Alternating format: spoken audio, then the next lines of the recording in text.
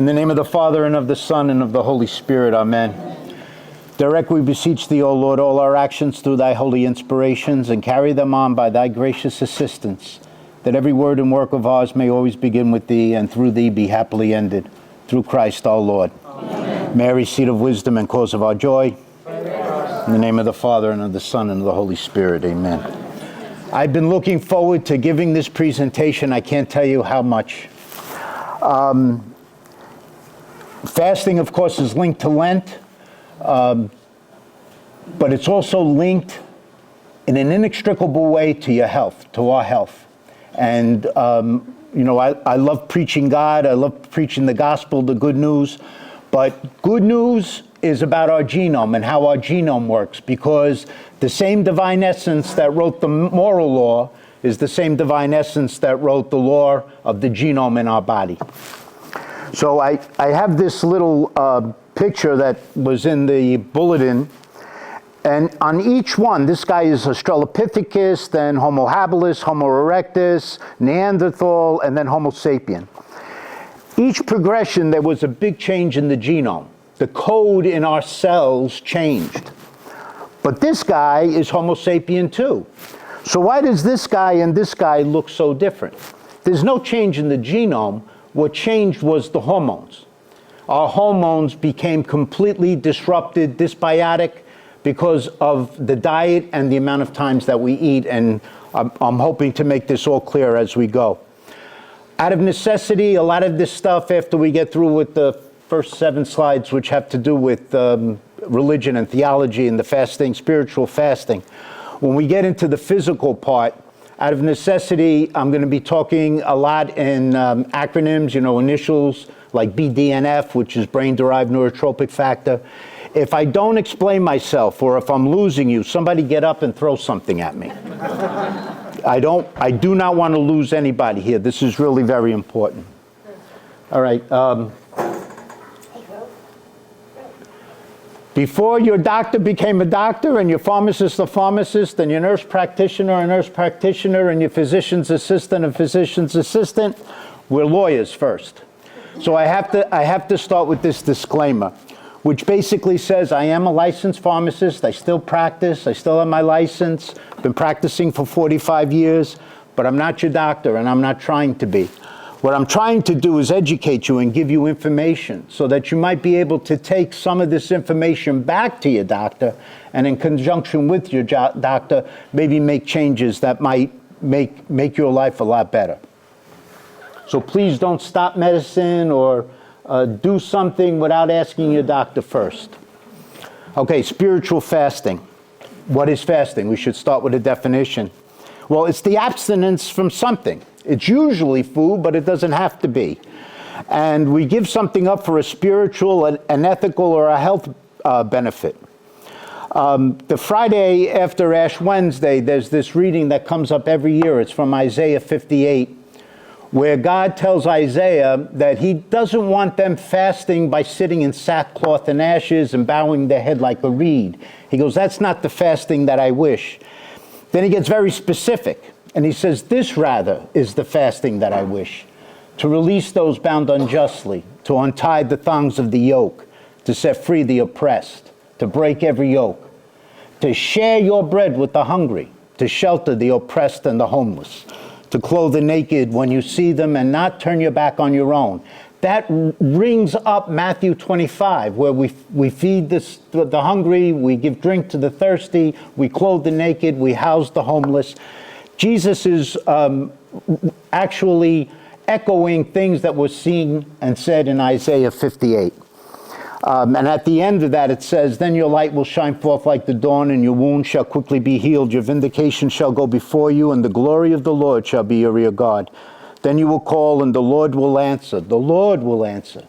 You'll cry out for help, and he will say, here I am. Now, here I am in English kind of loses its meaning. In Hebrew, that he I am is a Hebrew word, Hineni. And Hineni is the word of Abraham, Moses, Elijah, Samuel, Isaiah. Here I am means I'm totally ready. It's not talking about just the physical presence. It's talking about a spiritual, mental, and physical readiness. So the men above, Abraham, Moses, Elijah, they all say, here I am, Lord. But now God's saying that he'll be totally available to us if we just take care of our brothers and our sisters. That Hineni equals fasting. Pope Gregory the Great said that fasting was spiritual tithing. Gregory the Great was the Pope that gave us the Gregorian calendar. So he said that the 365 days in a year, that we should fast minimally 36 days a year. That a tithing is 10%. The church changed it a little bit later on to 40 days because 40 is a very biblical number. It appears 146 separate times in the Bible. St. Augustine said of fasting that the highest form of religion is to imitate he whom we worship, Christ. He who transgresses the precepts of grace is he who is unwilling to fast. My favorite quote out of all of them that I found while I was doing my research is this one from Robert Bellarmine, who's a doctor of the church. He said that Moses and Elijah and Daniel all fasted for 40 days so that they might be able, as far as human nature would permit, to hold a conversation with God. So as they were well prepared for receiving the revelations, plural, revelations of God, so too the church has appointed fasts on the vigil of great feasts.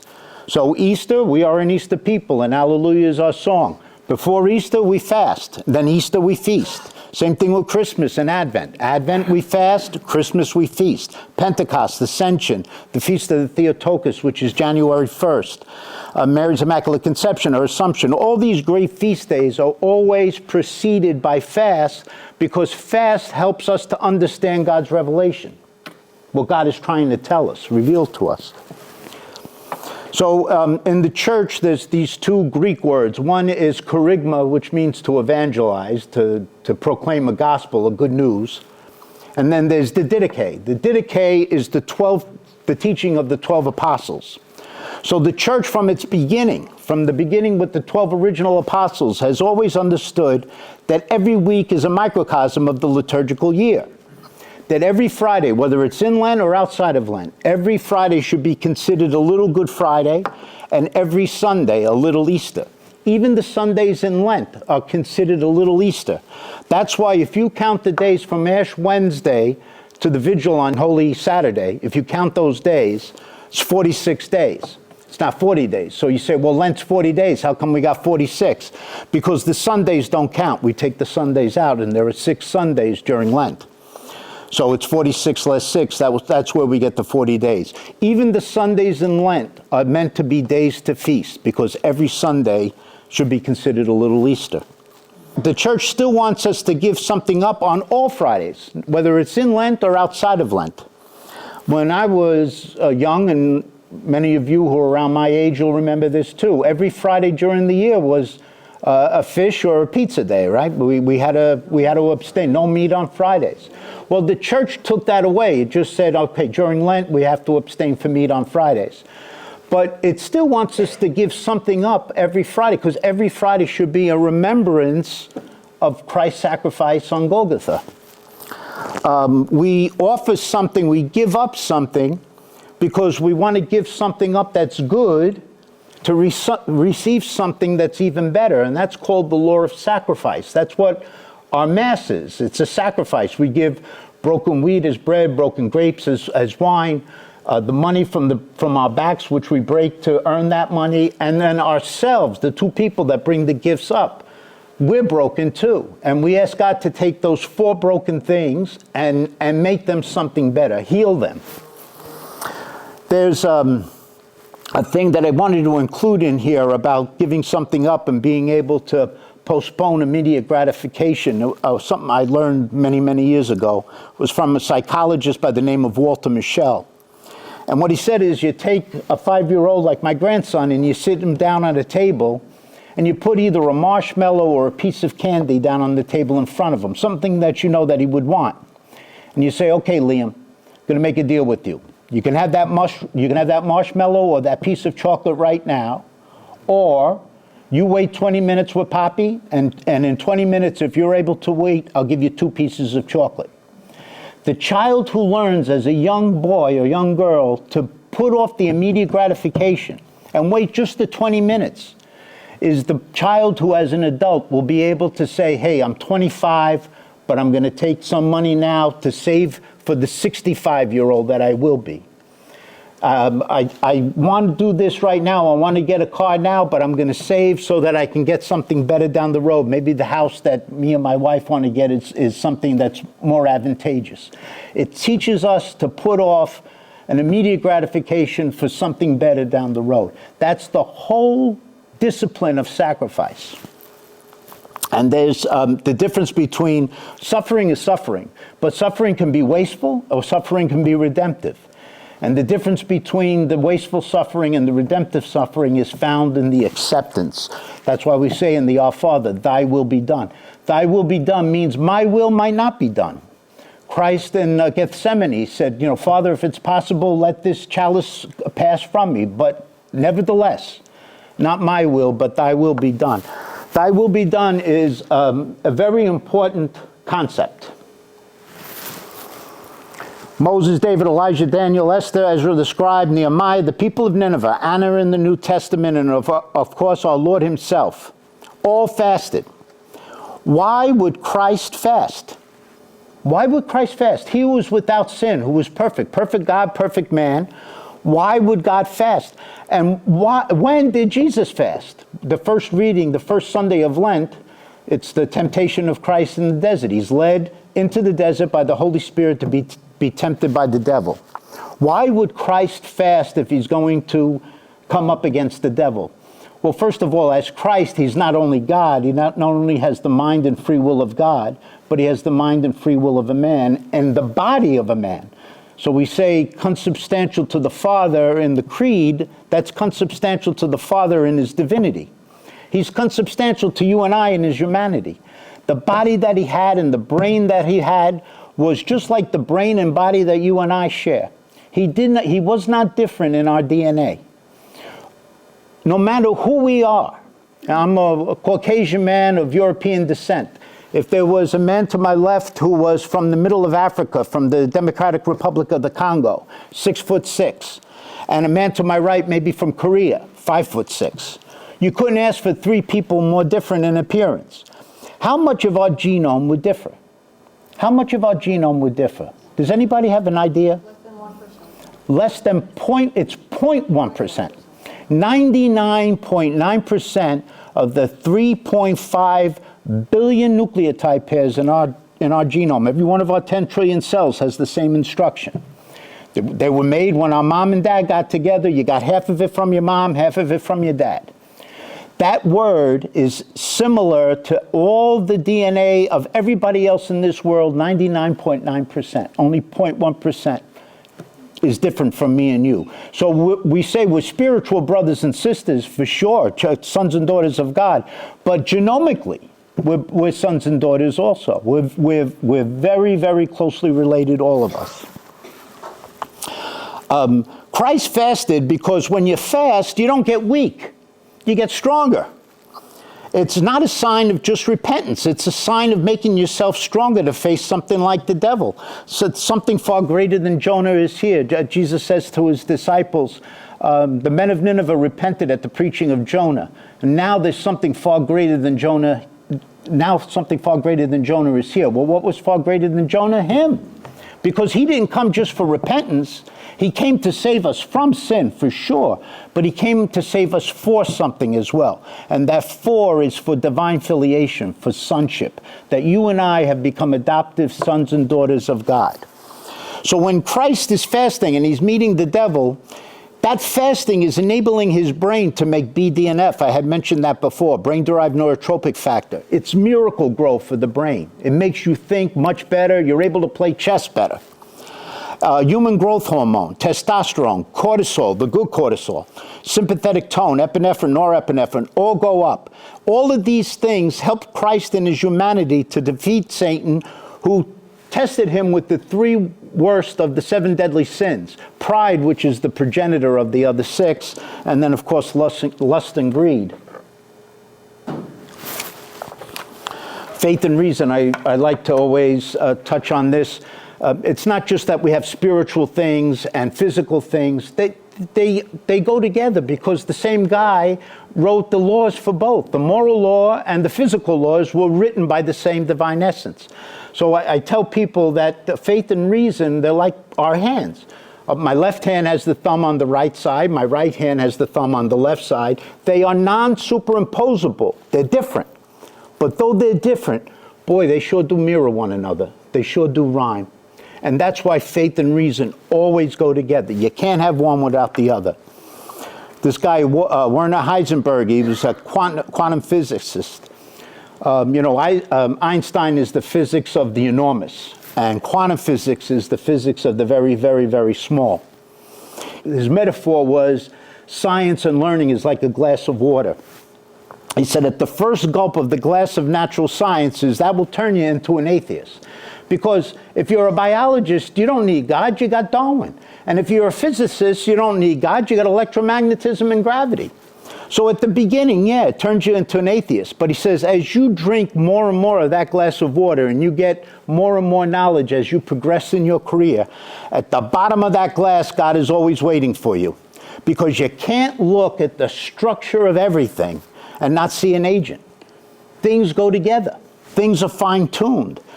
The natural law of gravity, electromagnetism, the weak and strong nuclear forces, the cosmological constant, c, which is the speed of light, the fine structure constant. These are all separate, completely separate things. They have their own mathematical formula. One has nothing to do with the other. And yet they're all fine-tuned that they work together where 1 + 1 doesn't equal 2, 1 + 1 = 3. It's synergistic. So who's the fine-tuner? DNA, I mentioned DNA. DNA is like this thing. This is a thumb drive. So I can take this and I can plug it into my laptop and I can download on this Hamlet. No problem. I can take it, I can bring it to my house, put it on another computer. DNA is the thumb drive. It's the source where information can be stored. It's not the information. The information is something completely different. So when they say in people who follow Darwin or neo-Darwinists, that they say, well, the genome is completely random and it comes about serendipity and chance. Maybe the thumb drive was by chance and could come about by natural processes. But how about the Hamlet? How did we get the information that this thing holds? That's what DNA does. It's a means of holding information. It's not the information itself. And yet you and I, our organs work. The liver and the heart and the spleen and the kidneys, they're all interrelated. They make hormones that affect one another. How could everything be done and so integrated? If you took one thing out, if I took your heart out, you die. If I took out your kidneys, you'll die. How does everything work as a whole? It's not the DNA, it's the information that's contained within the DNA. The theory of design, I'm going to skip that just to save some time. You can go back and look over that later if you want. Darwin and the origin of the species, it's all about randomness and chance. Natural selection depends on luck and mutation. Darwin does not address the origin of life itself. So how did we go from organic chemistry, which is the chemistry of carbon, one of the elements on the periodic table, how do we go from organic chemistry to biochemistry? Organic chemistry is carbon's chemistry, but it's dead. Biochemistry is still carbon, but it's a carbon that replicates, organizes, and contains information. The Shakespeare. How does this happen? How did we get life? How did it start? If you hear somebody tell you something about the primordial ooze and things, asteroids from other planets, and guys, they have no idea how life started. Nobody knows. Nobody has the slightest idea how life started. And of course, I see an agent. I mean, I see God in everything, so. Charles Darwin himself said, if it could be demonstrated that any complex organ existed that could not possibly have been formed by numerous successive slight modifications, then my theory would absolutely break down. Well, how about the eye? How about the human eye? Is that not irreducibly complex? If you take the lens out, the eye doesn't work. If you take the iris out, the eye doesn't work. If you take out the ciliary bodies, the eye doesn't work. If you take out the rods in the comb, the eye doesn't work. If you take out the optic nerve, the eye doesn't work. If you take any one of those things out, the eye doesn't work. But what Darwin says is that they all built up because they gave some type of benefit to the organism as it was developing. But if intermediate stages confer no functional advantage, then there's nothing for natural selection to select. So there's got to be an agent. And the agent is that G word again, you know, God. I'm not saying that Darwin is wrong. I'm just saying that Darwin doesn't give the full explanation. You got to think of Mendel and his recessive and dominant genes. Epistemology 101. Epistemology is the study of knowledge, how we come to know things. And faith always precedes knowledge, always. You say, well, I know a biologist who's a PhD and he's an atheist. Well, it doesn't necessarily mean faith in God. It means just faith that the laws of nature never change. So faith, if in nothing else, the laws of nature, that doesn't change. And then Immanuel Kant, I love this quote where he kind of combines the two things. He says, "Two things fill me with great awe and admiration the more and more I ponder and reflect on them. God's starry heavens without and his moral law within." Same divine essence wrote both. I'm going to go back to this. These are three quotes that I'll come back to a couple of times during the rest of the presentation. But Mark Twain said, "It's easier to fool someone than to convince them that they have already been fooled." Guys, you and I have already been fooled.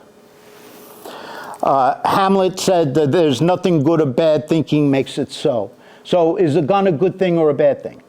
And the answer is a gun is neither. It depends on how it's used and the mind that's using it, the person who's using it. Is the internet a good thing or a bad thing? It's neither. If you use it to buy booze and gamble, it's bad. If you use it to read the scriptures and get more knowledge in the physics and biology, I would suggest that it's good. But there's nothing good or bad. It's the way that we use it that makes it good or bad. And Aristotle said in Medio Staffordus, which means that virtue always stands in the middle. We're not looking for the extreme on either end, we're looking for the middle. I'll go back to those a couple of times. Okay, so I'm a pharmacist, graduated in 1982. I went to school from 1977 to 1982. And up until about 2 years ago, these first two things, the two big myths, this is what I was taught in pharmacy school, and I believed this fully up until about 2 years ago. Number one, type 2 diabetes, and I'll cover diabetes in a minute, but type 2 diabetes is a chronic and a progressive disease. That means once you got it, you're never going to get rid of it, and the next day is going to be worse than the day before. That's what chronic and progressive means. And that controlling your fasting blood sugar, your glucose, and your A1C should be the primary goal in treating type 2 diabetes. Those are both wrong. Both wrong. Remember when I said it's easier to fool someone than to convince them they've already been fooled? You and I have already been fooled. Here's the truth. Type 2 diabetes is reversible 100% of the time. That means if you're taking 3, 4, 5 medicines, maybe we can get you down to 1 or 2. So 100% of the time, I can make it better. We can make it better. And 50% of the time, we can cure you. Get you off of all your medicine. And if you're on insulin, if you're converted to using insulin, we get you off of the insulin. It's the insulin that's killing you. Type 2 diabetes is more about high insulin levels and insulin resistance than it is about fasting glucose and A1C at all. Let's talk about what diabetes is. Diabetes mellitus is what we're talking about. So there's two types. There's type 1, which is insulin dependent. It's also called juvenile onset. So what happens is a child is born, they're raised, they look fine, they're all normal. Somewhere around 8 to 12 years old, they start to urinate a lot. They're going to the bathroom constantly. They're hungry, that they can't just get satisfied with anything that they're eating. They're eating constantly. And despite eating constantly, this is what happened. This is called cachexia or sarcopenia. They look like somebody in the concentration camp. Why? Because their body can't use, their body somehow had the beta cells in their pancreas destroyed. There's a virus called the Kawasaki virus. And sometimes when this Kawasaki virus gets into the islets of Langerhans, the beta cells, your immune system, when it's killing that virus, also kills the beta cells. So your beta cells stop making insulin. Doesn't happen when you're born. It usually happens somewhere between 8 and 12. This child here is a 10-year-old child. This is what type 1 diabetes looked like before 1921. This child before 1921 would have been dead. A 10-year-old child here, I believe, would have been dead by the time she's 14. You did not survive type 1 diabetes because you couldn't use the energy from the food you were taking. You couldn't use the glucose because you didn't have insulin to put glucose into the cell. That's what insulin does. It attaches to a receptor on your cell. It's just like putting gasoline in your car.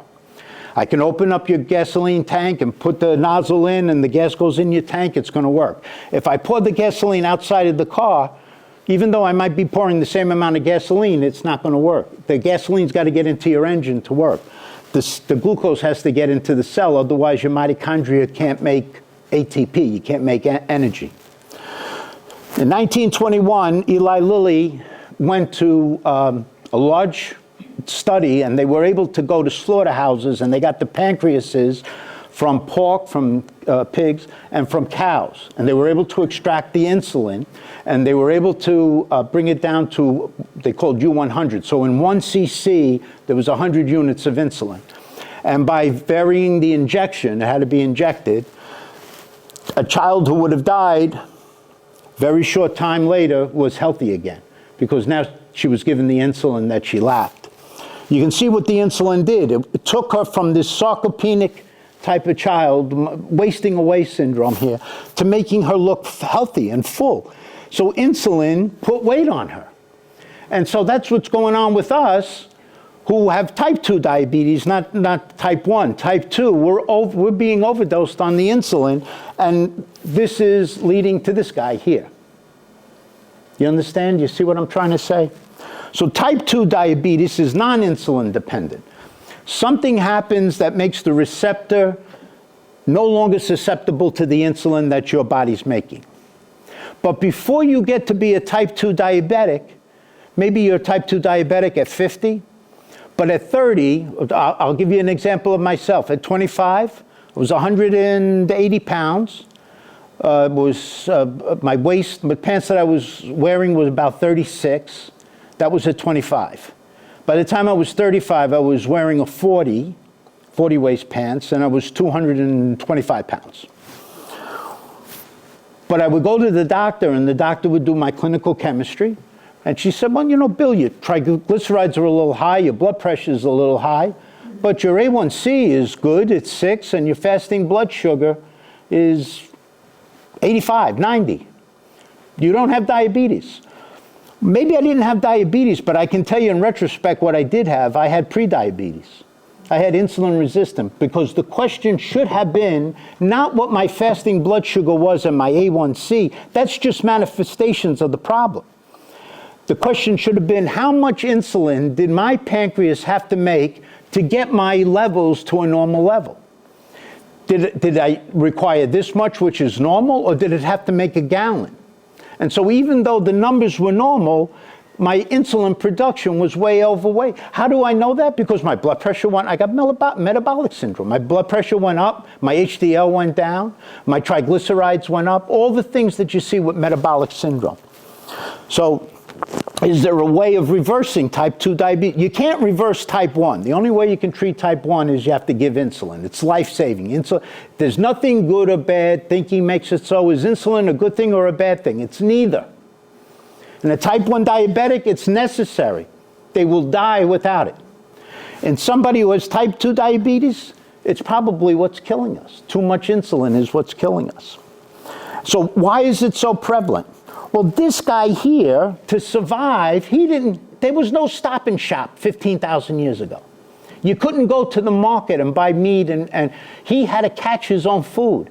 And his wife had to go out and get fruits and berries in the wild. He didn't eat every day. So he had to become genomically a cactus. You and I still have this genome. Same genome, hasn't changed. You and I are still the cactuses, only you and I have been transplanted into a rainforest. We're being drowned in an ocean of insulin. And if you bring nothing else with you, at the end of the day, that's what I want you to know. It's the insulin that's killing us. The insulin that's killing us. We're drowning in an overabundance of water. Only the metaphor for water is insulin. So I want to be clear now. So sugar, when I say sugar, glucose is sugar and glucose is necessary. Every one of our cells needs glucose. But then there's that white stuff that's on our table. That's sucrose. So sucrose is not made, God did not make sucrose. There's not a sucrose plant. We made sucrose. The same way we made cocaine. You know, this coca plant, people would chew on a coca leaf to get energy. It was a good thing because there wasn't too much cocaine. What do? We processed the coca plants and we potentiated the cocaine and we made it into a powder that could be injected or snorted, and it's killing us. The little bit of cocaine in coca plant wasn't bad. The little bit of opium in the poppy plant wasn't bad. We did the same thing with that. We potentiated it and made morphine.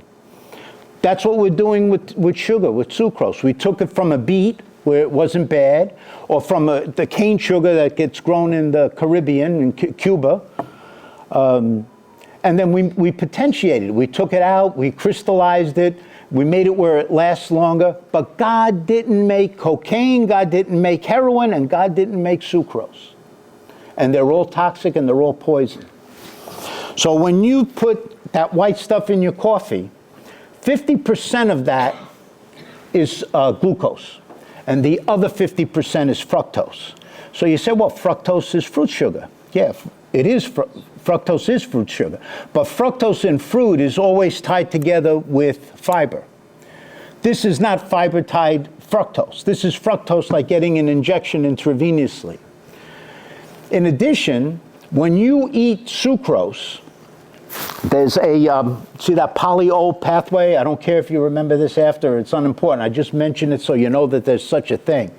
Your body takes the glucose, that's 50% in the sucrose, and it will break down that glucose, it'll convert 3% of it to more fructose. So you'll get a little bit more than 50-50 of fructose. Unless you're insulin dependent, unless you're insulin resistant, excuse me. If you're insulin resistant, then the conversion isn't 3%, it's 30%. So on that, if you're taking two teaspoons of sugar, you're not getting 1 teaspoon of glucose and 1 teaspoon of fructose. You're getting 80% fructose. And fructose that's bad, that's not attached to any type of fiber. And then what you can use, the glucose is only 20%. Every one of your 10 trillion cells can use the glucose. Your cells cannot use fructose. The only thing that can use fructose is your liver. And so what your liver does is it metabolizes it into a triglyceride and it stores it as fat. So if you heard of something like fatty liver disease, this fatty liver can be caused by alcohol. Yes, sir. I have that syndrome, I have what you call fatty liver. So I was clinically, the lab said it, but it doesn't tell you how to get rid of it. I'm going to tell you. Yes, that's why I want to ask you right at this point, but how did it arrive? It arrived because of your diet. Some of it, if you're drinking more than 7 drinks a week, yes, it is. If you're drinking less than that and you're eating the processed foods that we all eat, you know, American food, right? That's what's killing us, because all the stuff that you're getting from the flour, from the vegetable oils. It's another thing I'm going to tell you. Vegetable oils are the biggest scam. Corn oil is wonderful. Corn oil doesn't give you a heart attack. Corn oil is killing you. Corn oil is making you blind. Corn oil is causing age-related macular degeneration. What about the other ones, like canola? The only type of oils you should be, 4 types of oil. You should be having olive oil, which is cold-pressed olive oil, avocado oil, thank you, coconut oil, and ghee. Ghee is clarified butter, or even butter. You're better off with the saturated fat in butter than you are eating the corn oil, or the cottonseed oil, or the peanut oil. All those things are killing you. Google, if you guys have a minute, if you're interested, go home and Google on YouTube, how is corn oil processed? They use a hexane solvent to get it out of the corn. A hexane solvent. And then they got to take the hexane out because hexane is a carcinogen. And that's how they're extracting the oil from, and then they put it in a beautiful yellow thing with a heart on it and says no cholesterol. Well, of course it's no cholesterol. Cholesterol only comes from an animal. Corn isn't an animal, it's a vegetable. So of course there's no cholesterol in it. But they're selling it to you like no cholesterol. They say, well, polyunsaturated fatty acids, PUFAs. It's the omega-6s and the 9s that are causing inflammation. What you want to get is omega-3, which you get from fish oil. And if you got a fatty liver, you can reverse it. It might take a year, but you can get it down. If you go and your doctor does the clinical and your triglycerides are elevated, that's a function of what's causing the fatty liver. And if you can get those triglycerides down, and the way you get it down is intermittent fasting, it'll go away. Might take 6 months to a year, but it's completely reversible. God gave you the medicine in your bodies to fix yourself. And it's free. You don't need a pharmacist, you don't need a drug. It's all written in the genome. And the Ghee is clarified butter. If you don't, that's very good. And if you don't want to clarify the butter and just take the top part, you're better off with the saturated fat than you are with the polyunsaturated fatty acid. Horrible. That's trans fats. A lot of people say, oh, it says cholesterol-free, like Imperial. You should have butter. Only butter. You're better off with the fat, even the fats in meat. You know, how many times have we been told, don't eat steak, steak is bad. If you eat organic meat, so organic meat is meat that you get from cows that have been fed grass. That's wonderful. They're full with omega-3 and very low in 6s and 9s. If you eat the cows that are eating the corn, then you're getting the 6s and the 9s, and that's bad. So you are what you eat and what you ate. So if what you eat is meat, it should be organic meat. The fish should be organically farmed fish.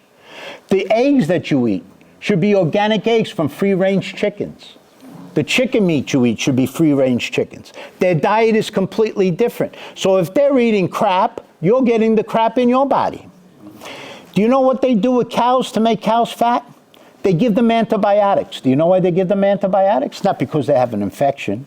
They give them antibiotics because that destroys their microbiome, the bacteria that live in their bowel. They make them dysbiotic, and when you're dysbiotic, you get fat. When the cow gets fat, they make more money at market.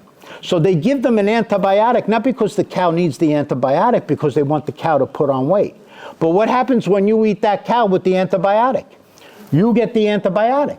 And then the antibiotic gets into your system and it kills your microbiome, and now you're dysbiotic and you're going to get fat. What about like the fish, the wild caught is better? Yeah, absolutely. Better than absolutely. The salmon, like wild caught. Absolutely. And salmon is good because it's very high in omega-3. If you buy the regular salmon, Yes, and the fed, what is that?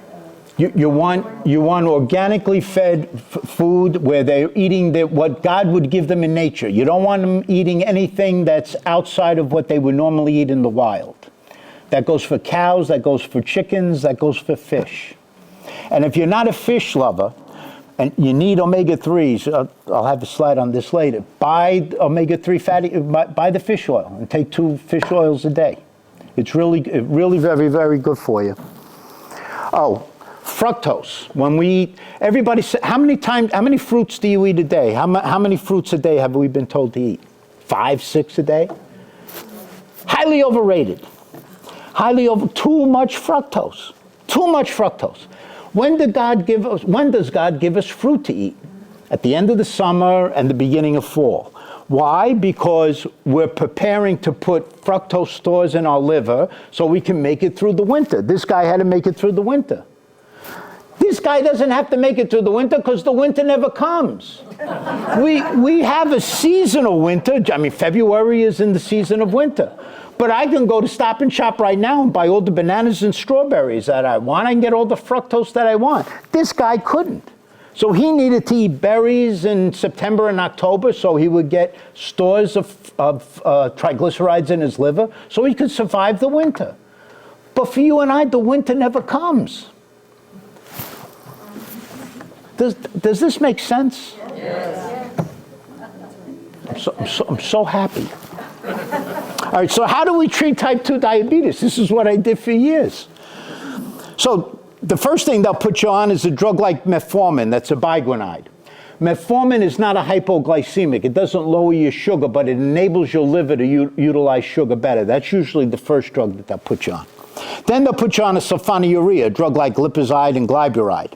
And then when those two things don't work, they'll put you on an SGL2 inhibitor like Jardiance. You see that fat lady with she's always dancing? Yeah, you know why she's fat? She's got insulin resistance. And they're giving her a drug that's making her more insulin resistant. DPP-4 inhibitor, Januvia, that causes you to pee sugar. So they're lowering your blood sugar by causing you to pee sugar out. Here's the problem when you pee sugar out. Guess who love to eat the sugar? The bacteria in the urinary tract. So where you would normally not get a urinary infection because there's nothing for the bacteria to live on, when you have sugar coming out in your urine, they're having a party.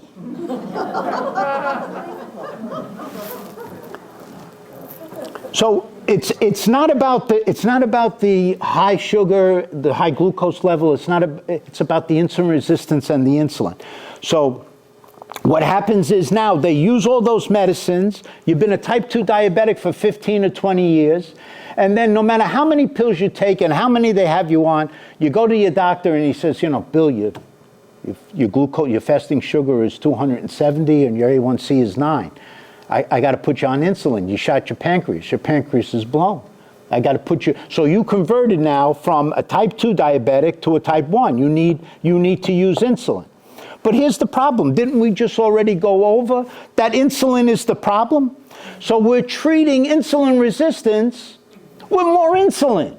That's like treating an alcoholic with more alcohol or a heroin addict with more heroin. It makes absolutely no sense. Now, there might be a time where you might be so not stable that maybe for a short period of time, the doctor might need to use a little bit of insulin just to get your sugar down, because you don't want sugar building up too much in the body. You can get what's called advanced glycation end products, and you don't want that.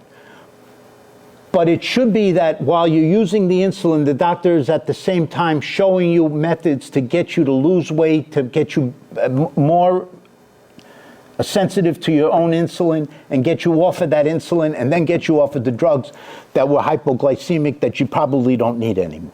If you lose the weight, these people that, if you see 600 pounds and they have the stomach stapling and they lose weight, when they lose weight, their diabetes goes away.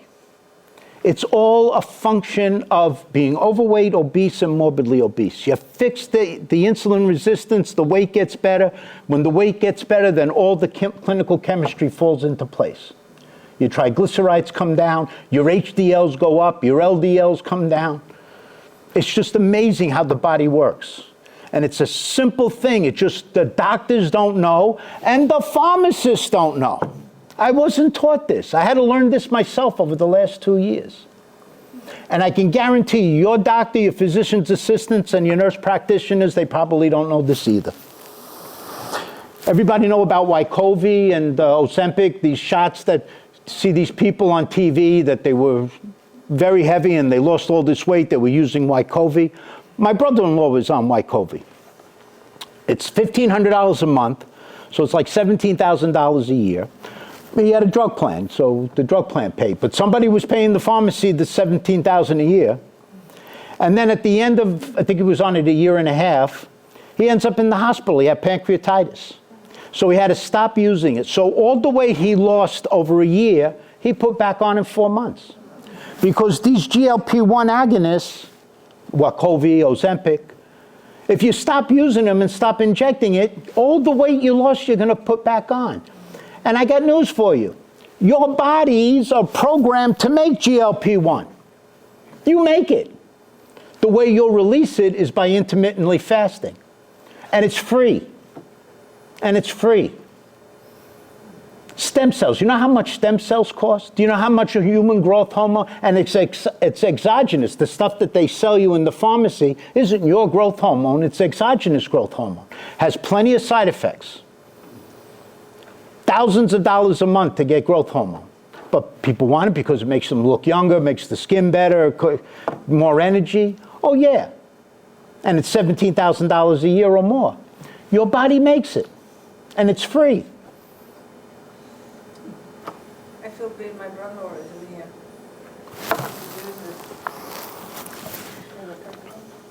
Well, you're here. So if insulin is the problem, is there a natural way of lowering it? Yeah, of course there is. Stop grazing. We were all told to eat every 2 hours. I was told to eat every 2 hours. Oh, Bill, eat 6 meals a day, but small, low carb, low fat. So you're eating what amounts to cardboard, you're miserable, and at the end of the day, you're eating every 2 hours, you don't give your insulin a chance to go down. So you're eating breakfast, your insulin goes up because you ate breakfast. Now, instead of giving your insulin a chance to come down, what are you doing? We're grazing. So the insulin is up here the whole time, and the insulin is the problem. Excuse me, can you explain the stem cell? I didn't get that. All right, so our bodies make something called stem cells. So every cell in our body is differentiated to be something. So a cardiac cell is meant to be a cardiac cell. The body tells the cell you're going to function as a cardiac cell. In the pancreas, you're going to function as a beta cell. You're going to make insulin. In the liver, you're going to be a hepatocyte. You're going to make SGOT. So each cell is differentiated to be something. But before it's differentiated to be something, it starts as a blank cell. It's got your full genome, but it hasn't been told yet by the body what it's to be. That's a stem cell. Because I had, before I had my knee replacement, I had stem cells. Yeah. Well, that's exogenous stem cells. That's different. Yeah, and so there's a thing called residence. Will the stem cells that they're injecting take up residence? Out of my own blood. Yeah, but will they take up residence in where they're putting it in? That's the big question. And when it comes from your body, people with heart attacks, they were injecting them with stem cells to see if the necrotic part, the part that died, if they could rejuvenate that by giving them stem cells so that the cells would learn to become cardiac cells. When they were using stem cells from an outside source, off the shelf, didn't work because it wouldn't take residence. It wouldn't house itself there. People with cancer, it's called CAR T, where they're taking out your white cells, your B cells and your T cells, sensitizing that to your cancer so that it will fight just your cancer, then growing that outside for a month and then re-injecting your white cells as medicine against your particular cancer. They're not there yet, but I have a funny feeling that that's the way it's going to probably go. So anyway, stop grazing. We're snacking every 2 hours while we're awake. Our insulin is elevated all day. And of course, when your insulin is elevated, your receptors downregulate. If I wanted to give you antibiotic resistance, how do I give you antibiotic resistance? I give you an antibiotic. I overprescribe antibiotics, you get resistant to the antibiotic. If I give you Vicodin all the time and you're taking Vicodin for 6 months, what happens? Doesn't work anymore because your receptor downregulated. You're drinking alcohol. Maybe one drink for me, have me loopy. You can drink a half a bottle of Dewar's. What happened? Your receptor's downregulated. Same thing happens with your insulin. A lot of insulin, the receptor downregulates, it doesn't operate. So eating is a binary. We're either eating or we're not eating. There's no in between. There's no in between. You're either eating or you're fasting. If you have just a little lettuce, or if you have just a little sauerkraut, or if you have just one slice of turkey, that's not fasting, that's eating. And so even that one slice of turkey keeps your insulin elevated. So we have to learn to eat and then not eat. And it's in that not eating that our insulin goes down and all these wonderful things that I'm talking about occur. So are you saying to eat like a bigger meal and then... What I'm saying is, and I'm going to show you how to do it, to build up, to start with a 12-hour regimen. So 12 hours, you're not eating, fasting. You're drinking water, you can have 2 cups of coffee or 2 cups of green tea. Nothing else. No milk in that tea or coffee. You can there's something called MCT oil, a medium chain triglycerides. It gives the coffee a little bit better taste, a richer taste, and takes some of the bitterness away, and it's good for your microbiome. So I would recommend you have up to 2 cups of black coffee with this MCT oil or 2 cups of green tea with the MCT oil. No milk, because milk will spike. No stevia, no. We'll get to that in a minute, but another thing that's killing us are these artificial sweeteners. Calories in, calories out. It's not calories in, calories out. That's the wrong math equation. The wrong math equation. And you'll come to see how, it'll be in a slide or two, why these artificial sweeteners. I drink diet soda, there's no calories, it's making you fat. It's making you fat and it's destroying your hormonal imbalance. The way that they treat prediabetes, the way you can pick up prediabetes, there's no one single test that you can take, like a fasting insulin level, and that'll tell you got prediabetes. You can't. But there is a test, and it's called the 3-hour Kraft glucose test. And what they do in the 3-hour Kraft glucose test is you go in fasting, they'll open a vein, and they'll leave the shunt in there so that they can take various blood samples. They'll take a baseline of your fasting glucose and your fasting insulin. Then they'll give you a very sweet drink to drink, a 50-gram shot of sucrose, very sweet. And then a half an hour after you drink that, they'll take another blood and they'll do your glucose level and your insulin level at an hour, 2 hours, and 3 hours. So it's a 3-hour Kraft test. You got to tell you, if you think you're pre-diabetic, so you're putting on weight, you got fatty liver, your blood pressure is elevated, your HDL's are in the basement, and you think maybe I got pre-diabetes, what can the doctor do to test me to see if I have pre-diabetes? You got to tell the doctor about a 3-hour Kraft test. Most of these doctors got no idea. You know who knows about the 3-hour Kraft test? They're obstetricians, because there's a thing called gestational diabetes. And so when a woman has gestational diabetes, she'll go for this test. Do you know what happens to a woman who has gestational diabetes, the child? Child's almost always over 10 pounds. You try giving birth to a 10-pound child. And do you know what? You know what made the child big? It wasn't the glucose. It was the insulin. You were making too much insulin. And the insulin is what, remember that picture of the girl where she lost all that weight and then she had the insulin, she got no, that's what's happening to the baby inside your womb. The glucose didn't make the baby fat, the insulin made the baby fat. And like I said, try to give vaginal birth to a 10-pound baby. This is a good metaphor of what I was talking about, insulin resistance. So this is a train in Japan. So the inside of the train is the inside of the cell. These two guys here are insulin. They're trying to get all the glucose that they can into the cell. But look at all the glucose on the outside. This isn't getting in. So we got all this glucose, only so much can get in because the train car is only so big. And they can push and push and push all they want, and you're still not going to get all these people in. Maybe you get one more guy in, you're not going to get all these people in. And this is what happens when you go and you have an elevated glucose. The insulin that's killing you. This is the 3-hour glucose, the Kraft test I was telling you. When they look at the insulin level, they should add up the 2-hour and the 3-hour. That's why it's just a 3-hour Kraft test. If the total here is 60 or less, that's normal. You have a normal test, you're not insulin resistant, you don't have prediabetes. But look at this guy. He had normal reading. He had a normal A1C and a normal fasting glucose, and his insulin at 2 and 3 hours equaled 320, way above the 60. This guy's pre-diabetic. And he had high blood pressure, and he had high triglycerides, and he had low HDLs. This is something that's important. The difference between subcutaneous fat and visceral fat. This is subcutaneous fat.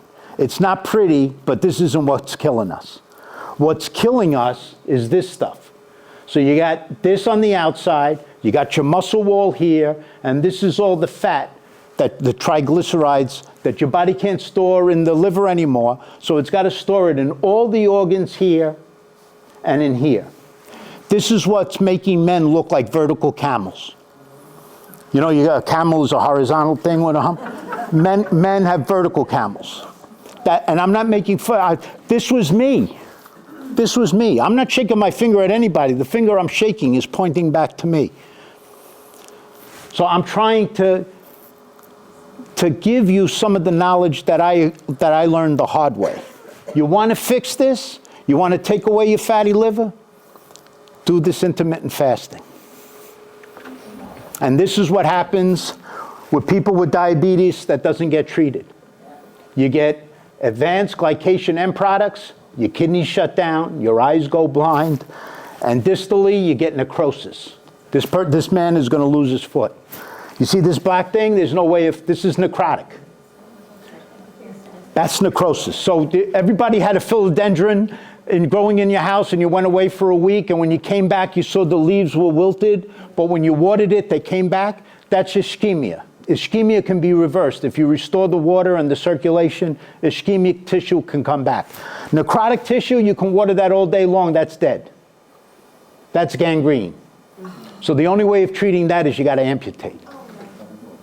And that's what you don't want. And the same thing that's happening to this guy's toe is happening to people's eyes and their kidneys. Same thing. And it's all from advanced glycation end products. It's like rusting. The body rusts from the inside. That's what your A1C is. It's a glycation end product. It's your hemoglobin that gets glycated. And the more glycated it is, the higher your A1C. It's like rusting on the inside. Only it happens in your kidneys, and it happens in your eyes too, and your liver. Excuse me, you said that, you know, you have like a belly and all that, and then have that. How do they get rid of it? Intermittent fasting. I'm going to get to, I promise I'm going to get to it. But what happens to the dead belly? What happens? You say So that fat, that visceral fat, they've had that for 40 years. They've had that fat from when they were 35. If they're 65 now, they had that when they were 35. The same fat, it's been in the adipocyte all this time. It's like when you save money and you're putting money into the bank to save for your IRA or your retirement. So the $2,000 you put in when you were 25, it's still there when you come out, only you made more money. That's what's going on. Intermittent fasting. I promise you I'm going to get to it. but what happens to that fat? It's going to go away. When insulin is high, lipolysis shuts down. When you lower the insulin, lipolysis goes up. Lipolysis is the way your fat cells open to let the adipose inside the adipocyte out. So why do people go for that liposuction and all that? No good, because the liposuction is this. It's not the visceral stuff, it's the subcutaneous stuff. They're not doing anything except they can wear a bikini. They can wear a bikini for 4 months, and then the year after, they're back to where they were. That's not, the subcutaneous fat isn't the fat that's killing us. It's the visceral fat inside, because that starts to interpenetrate all the organs. The liver, the pancreas, the spleen. I saw a woman who was, and this is 45 years ago, she died, and I went to her autopsy. It was in Queens Hospital many years ago.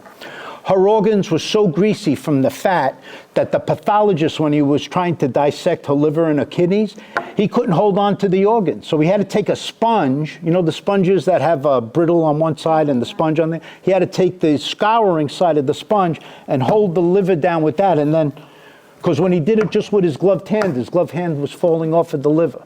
And the kidneys and the heart, all the organs were interpenetrated with fat.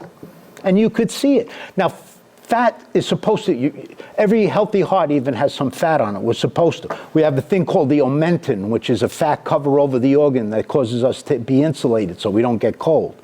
Some fat is normal, but that visceral stuff isn't. All right, so I want to go over this is important, I think. It's the physiology of eating. So this is eating with a subsequent fast. So let's say you eat a meal, a piece of chicken, let's say chicken marsala, mashed potatoes and some broccoli. And it's a really good meal, and you have a good meal. It's around 3 o'clock in the afternoon or 4 o'clock. And then afterwards, you're not going to eat anymore. You're going to fast. So what happens is with that meal, for the first 2 hours, your body is going to take all the glucose it can out. And most of the glucose will be gone within 2 hours. Stage 2 is it gets glucose from the glycogen in your liver. Your liver stores glycogen to have a glycogen reservoir. This is why we don't die when we sleep, because when you sleep, you're not eating. So between the 4th and the 16 hours, your body will get the glycogen from the liver. Stage 3 is something called gluconeogenesis. So gluco means glucose, neo is new, genesis is to make. So it makes new glucose from things that aren't glucose. So it's going to take the proteins and the amino acids, not your skeletal muscle. Everybody's afraid, geez, if I fast, my muscles are going to go away, I'm going to get weak. That's not what happens. Your body will take the protein from amino acids that the body has stored, maybe from some old cells, and it'll start regenerating and make glucose from the amino acids. It also takes some of the glycerol from your triglycerides. This is how you get rid of that visceral stuff.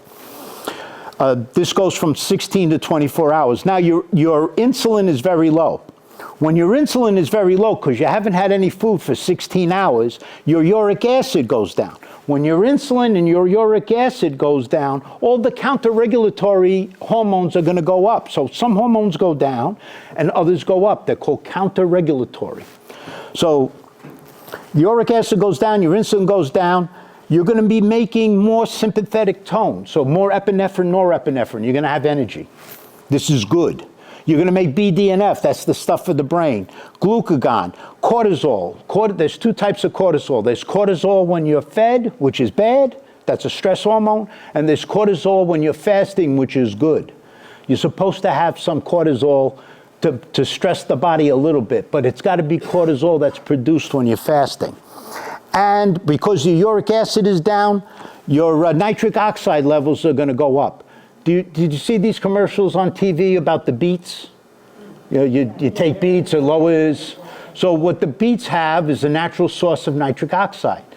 But you got a natural source of nitric oxide. It's how you can lower your blood pressure. People say, the doctor says you got essential hypertension. There's nothing essential about hypertension. You got hypertension because your blood vessels are constricted. Your blood vessels are constricted because of the insulin resistance. If you lower your uric acid, you're going to increase your nitric oxide. It's going to cause peripheral vasodilation and arterial vasodilation, and your blood pressure is going to go down. And not only that, and I hope I don't embarrass anybody, but for men in the bedroom, the nitric oxide helps too. That's what Viagra and Levitra do. They increase your nitric oxide. Don't tell them that. Repeat that, please. Last word. I can't tell you when I have my pharmacies on Friday night how many knocks I would get at 7 o'clock. And there's a thing called hormesis, which is stress. But again, stress can be good stress and bad stress. Some hormesis is good. So by fasting, you're giving your body good hormesis, good stress. And then stage 4 is a thing called ketogenesis. See, we're bi-fueled. That's how this guy survived. He didn't get a kill all the time. He couldn't find a deer every day or a mammoth or whatever they ate 15,000 years ago or more. So he needed something to have as an additional source of fuel other than glucose, because there were plenty of times when he went more than 48 hours without a kill. So what our body does is it has a second fuel. It's just like a hybrid car. Hybrid cars run on gas, and then when the gas runs out, then it goes to an electric. It's two fuels. Well, we got two fuels.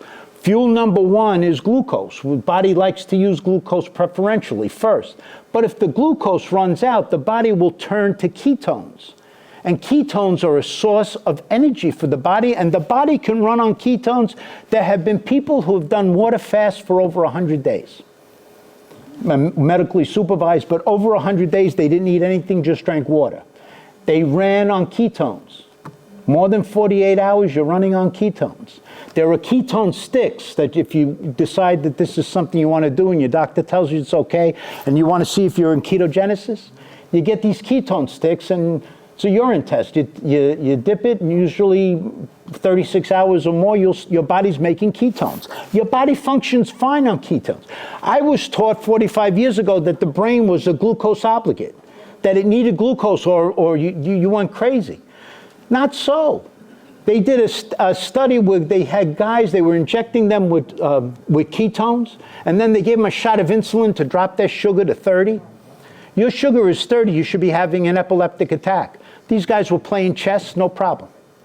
Because they had the ketones in their body. Your brain will run off the ketones fine. Again, that's how that guy survived. This was when insulin rises, lipolysis stops. So lipolysis is the fat that's inside your adipose. If you want to get that fat out, you got to open up the adipocyte. And the only way you can open up the adipocyte is to have the insulin very low.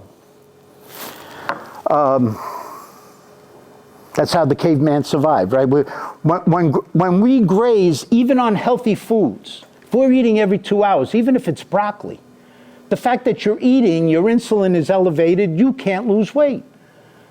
Did you ever say, geez, I'm starving myself, I'm eating hardly anything and I'm not dropping a pound? You're not dropping a pound because you're grazing.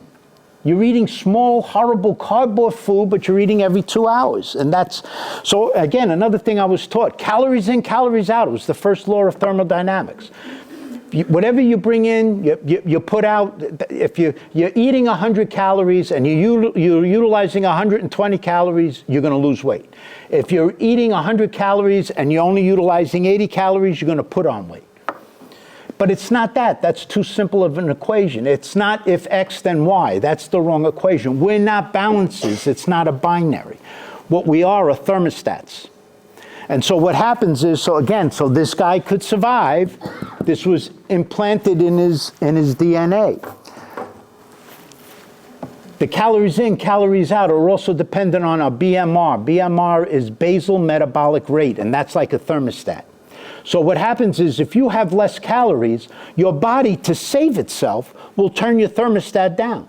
So instead of being 70 where it's supposed to be, if you're not eating enough or if you're taking fewer calories, your thermostat is going down to 68, 66, 65. You're not burning because your BMR is lower. What you want to do is turn that BMR up and at the same time reduce your insulin. How can you do that? How can you do those two things? Intermittent fasting. Does this all make sense?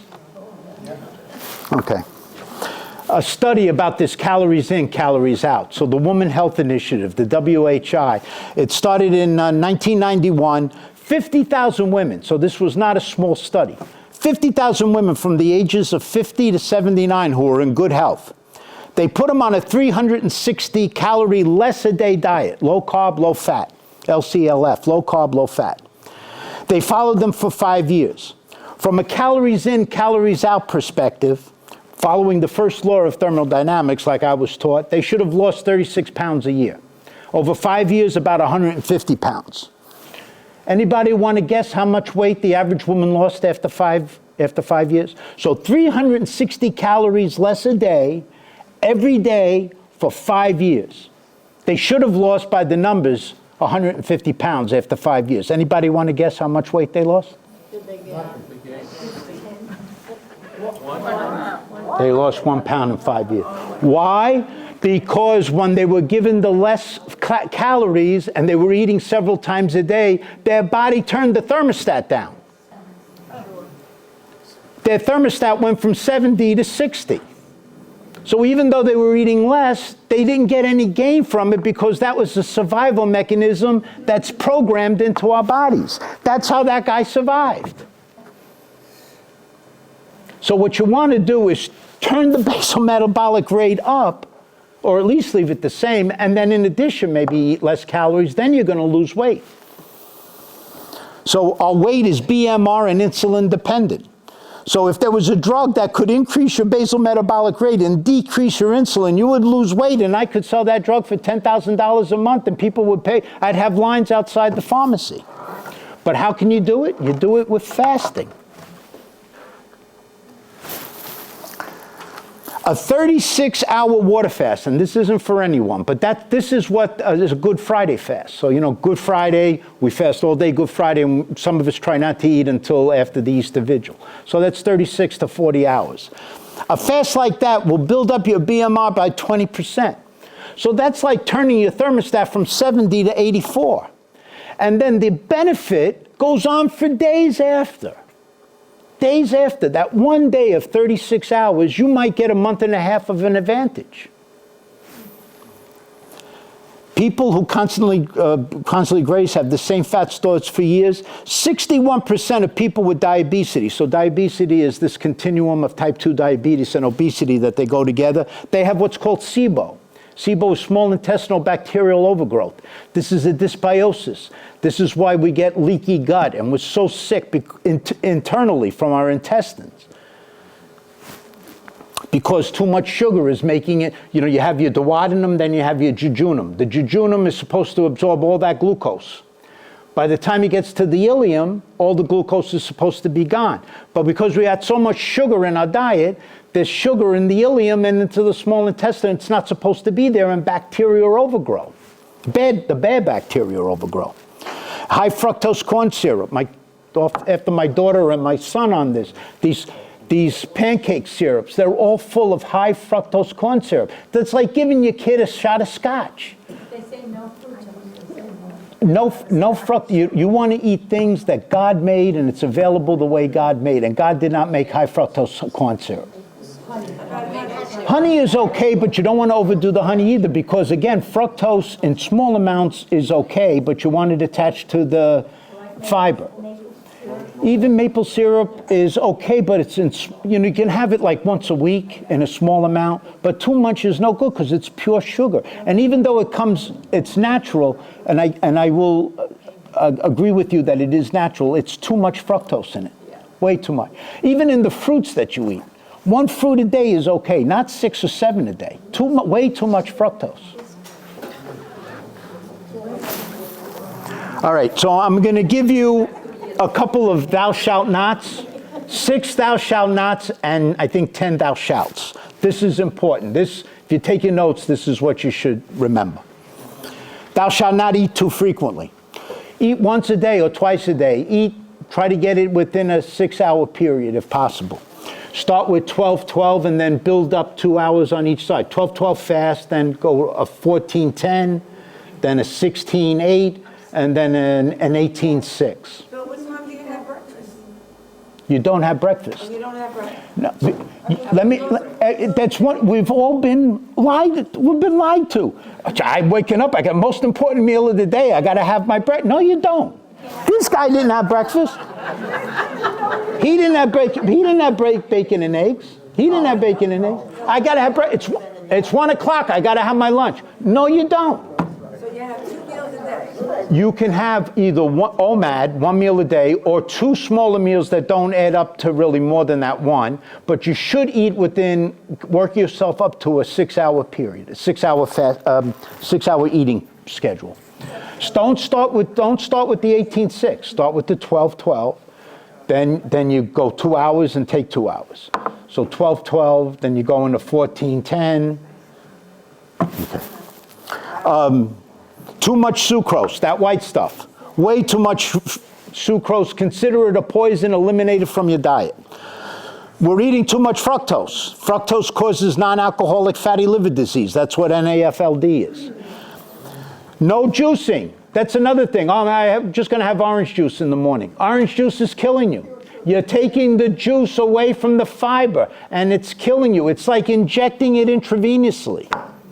And all that fructose isn't being utilized by your cells. It's going to your liver and being metabolized into triglycerides and being stored in your liver and other organs. What about your cherry juice? No juices. Try to eliminate juices as much as possible. Sometimes a doctor will tell you to drink cranberry juice. The reason for cranberry juice is the bacteria in the urinary tract, they have little feelers, they have tendrils, and they'll hold on to the wall of the urinary bladder. So when you pee, they're still holding on there and you don't get rid of the infection. What the cranberry juice does, there's an acid in there that takes the tendrils away so they can't hold on. So cranberry juice, if you're being treated for a urinary infection, that's okay. But outside of that, you don't want to take too much juices. Juices are killing us. There's too much fructose. No apple juice, no orange juice, no pineapple juice is the worst. The better it tastes, the more sugary it tastes, the worse it is for you. Well, kidney stones, that's a function of your blood's pH, and that can be adjusted. There are medicines that they can give you to adjust that. You're either too acidic or too basic. It depends. Your doctor would have to do the test, but there are ways of manipulating the pH of your blood. What about if like, as you get older, you urinate more, get up at night, or would that help not getting up at night?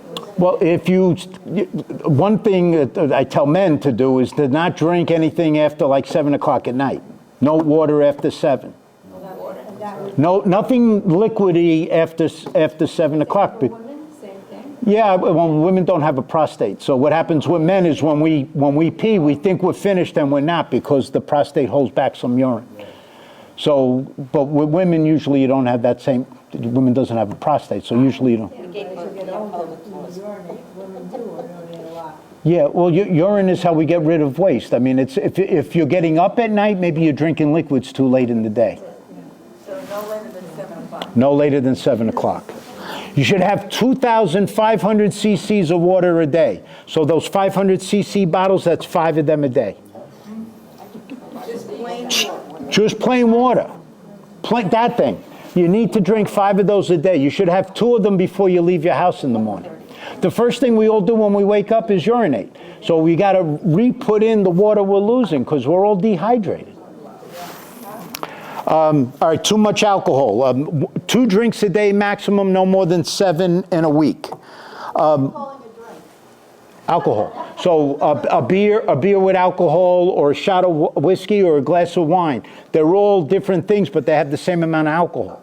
So you don't want to have more than 2 a day or 7 in a week. And I'm not a teetotaler. I like to have a drink or a glass of wine, and go to a wedding. I like to have 2 Manhattans, but we're drinking too much.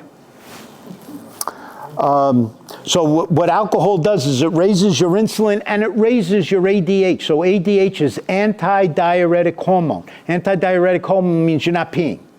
So you're storing up liquid in your body, but it's interstitial liquid. You're taking the liquid out of your cell, so you're dehydrating the cell. That's why we get hangovers. You're dehydrating the cell, but the water isn't being peed out, and it's in the interstitial spaces. So alcohol is really a poison. Your body handles it as a poison. And fructose is a poison too. They both go to the liver and they make aldehydes. Alcohol makes acetaldehyde, and fructose makes glyceraldehyde. They're both aldehydes, and aldehydes are poison. What about coffee?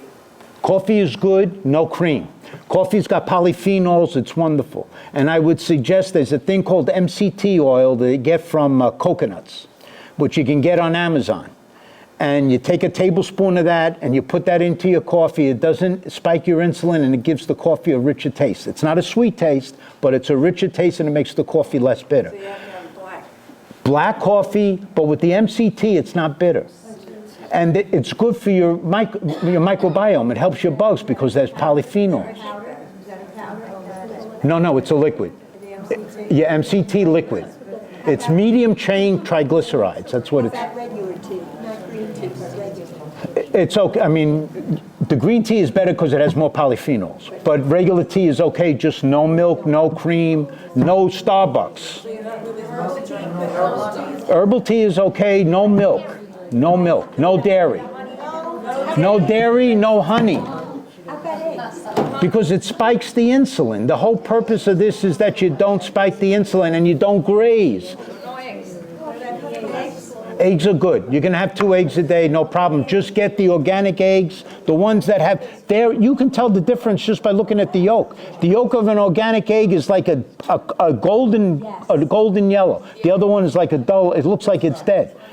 The cholesterol in the one that's organically fed is good. Okay, so like I eat only the egg whites, You can eat the cholesterol. This is another thing that we were given the wrong information in food. Cholesterol's not our enemy. We need cholesterol. Cholesterol, vitamin D is cholesterol, testosterone, progesterone, estrogen, they're all cholesterol based. Vitamin D is a cholesterol base. We need cholesterol, but it's got to be the good cholesterol. Are brown eggs better than the white eggs? No, that doesn't make a difference. Just brown eggs are from a brown hen and white eggs are from that. That doesn't matter. Organic, the way that God meant them to eat the grass. So what is your bones? What? Your bones. I thought like milk was good for your bones. So no milk. Overrated, you don't need milk for your bones. You need calcium for your bones, and I'm going to talk about that in a minute. All right, so cheese is okay, but not too much. All right, so processed foods. Thou shalt not eat processed foods. So this was called displacing foods of modern commerce. So flour, we took the germ away from the flour, and it's just this white stuff that's killing us, making us sick, spiking our insulin. No flour, puffer, polyunsaturated fatty acids, no vegetable seed oils, artificial sweeteners. Why do artificial sweeteners make you fat? I'm going to tell you. I drink diet soda, no calories. I don't understand why I'm so fat. I'm going to tell you why you're so fat. Everybody knows Pavlov and his dogs. So that's a cephalic response. So the dogs heard with their sense of hearing, they heard the bell, and that stimulated their salivary glands to work. Well, your taste buds, that's a cephalic response too. So when you're drinking diet soda that has no calories, your tongue's tasting the sweetness of the artificial sugar. It doesn't know sucrose from no sucrose. All it knows is it's tasting something that's sweet, and it sends a message to your pancreas, hey, this guy's eating sugar, you better start making insulin. So the diet soda is killing us. Killing us. I used to drink 4 Diet Cokes a day, thought I was doing myself good. Water. Water, 2 coffees a day, and water the rest of the day. No diet anything. Not even that salsa stuff, anything with an artificial sweetener. Putting lemon in it. Lemon's okay. Yeah, lemon doesn't have sugar. What about the myth about a piece of dark chocolate? Is that good for you? Dark chocolate is good because it has polyphenols, just not too many because it's got sugar. A little square is good. I have to go home and throw out my own refrigerator. You got to go home and throw out your cupboard, yes. Like coconut milk or oat milk in your coffee? I mean. No milk in your coffee. That's what I'm saying. If you put, Oat or coconut? I have almond organic. What about the Almond dairy? organic. it's going to spike your insulin. Almond organic. Yeah, it's going to spike your insulin. So we have plain milk. Even the non-cream? We're going based on your theory of fasting, right? So what they're not getting is, for the fasting part, you can't have anything. Nothing. No grazing. That's the point. Anything in, you have to not. No grazing. The 6-hour window, if you want to have that during your 6 hours, have it during your 6 hours. In the morning and you don't have breakfast. You eat from You have 2 cups of coffee that are black and have MCT oil in it, no milk. In the morning. In the morning. What do you eat for lunch? Like, what do you eat? You don't necessarily have lunch. You have to get, this guy didn't have lunch. He didn't have breakfast. The doctor didn't tell him he had to eat 6 times a day. This guy was lucky if he ate twice a week. Bill, I'm sorry, I didn't finish my question. So if we go based on what you said as far as fasting, why are we counting calories during our non-fasting? You don't want to count calories. That's the point. 2 small meals should equal 1 full meal. I'm not saying we should eat from 12 o'clock till 6 o'clock, anything we want. But based on what you said, in the 12 to 6 period, we should be able to eat pretty much anything. You could have anything that you want within reason, absolutely. Anything you want within reason. But then the other 18 hours, when you get up to that, you don't eat anything except water and 2 cups of coffee or tea, and no milk. So that's the point. You're eating in a 6-hour window. You can have almost anything you want. This is not a diet in the conventional sense. You can eat food you like. You should eat food you like. On Sunday, you should feast. But the other 6 days, you should try to implement this. All right, let me just finish this so that I don't have everybody here all night. All right, 10 things you could do today to fix yourself. Time-restricted eating. Start with the 12-12, work yourself up to an 18-6. If you can do once a quarter, once every 3 months, if you can do a 36-hour fast, the advantages are unbelievable. You implement something called autophagy. Autophagy means self-eating. Your body, because it needs to find energy, will search out in your body old cells. Cells that are called zombie cells. They're not living, they're not dying, they're just existing. Cancer cells. This is how you can reduce your chance of cancer. This fasting reduces your chance of developing cancer by 50%, cancer of all types by 50%, and pancreatic cancer by 70%, because you're sparing your pancreas from making the insulin. So it reduces pancreatic cancer by 70% and all other cancers by 50%. If you implement this autophagy, it seeks out the cells, because we have 10 trillion cells. So obviously, as they're reproducing, every now and then there's going to be a bad copy. Your body has an immune system that gets rid of it. Cancer is when your immune system doesn't spot the bad cells and they grow without check. But this autophagy is another way, on top of your immune system, of you destroying your cancer cells that we all make every day. Increase your fermented foods. Increase soluble fiber. There's a thing called inulin. Inulin, you can get this on Amazon also. It's a white powder. It dissolves in water. You don't taste it, and it's wonderful. So increase your soluble fiber. Can you put that in the black coffee, because You can put the inulin in the black coffee. during the not eating time. You can, during your fasting time, I take inulin in the morning, I have it in a little glass of water. It dissolves, I don't even taste it. If you want to put it, The black coffee, it you can put it in the black coffee. actually makes it a little sweet. But what you want to do is increase your soluble fiber, not Metamucil, not insoluble fiber, the soluble fiber. It helps with the microbiome. Organic meats, I touched on this. It's what we eat and what we ate. So get meats, spend a little extra money on the meats that are not corn-fed but grass-fed. What is inulin made of? Inulin is made from the soluble fibers of things like leeks and artichokes and onions. I don't know, that's one I... Yeah, if it's soluble fiber and it's that white, it's like a really dark white color and it dissolves completely, that's all you need. The only side effect that inulin has is when you start it, it's going to give you a little gas. It's not the bad gas, it's just gas. It doesn't stink. It doesn't stink. All right, increase fermented foods. This is important. Kimchi, sauerkraut, nattos, kefir, yogurts, hard cheese, aged but not heated. It's great for two reasons. It gives us the probiotics, it gives us the bacteria, and in addition, it provides vitamin K2. Now, I think most of you know that vitamin K is necessary for blood clots, but that's K1. I'm not talking about K1, I'm talking about K2. So what happens with K2 is when you take vitamin D and calcium, the vitamin D takes the calcium out of your food and absorbs it into your blood. But once the calcium is in your blood, vitamin D doesn't do anything. So the calcium in your blood can now go one of two places. It can go to your arteries, which causes atherosclerosis, hardening of the arteries, or it can go to your bone, which gives you strong bones. Vitamin K2 takes that calcium after it's been absorbed by the vitamin D and holds onto it with a hormone that your parathyroid makes called calcitonin. And it puts the calcium into the bone. So you're increasing your bone strength. If your doctor doesn't have a problem with you taking vitamin K2, check with him or her first. I would suggest that you all implement taking vitamin D, at least 2,000 units a day, and vitamin K2, 200 micrograms a day. 100 micrograms to 200 micrograms. Just check with your doctors first. And what does that do to you? The vitamin K2 takes the calcium that's absorbed, and instead of leading it to the artery where it can cause hardening of the arteries, it puts it into your bone so that you don't get osteoporosis.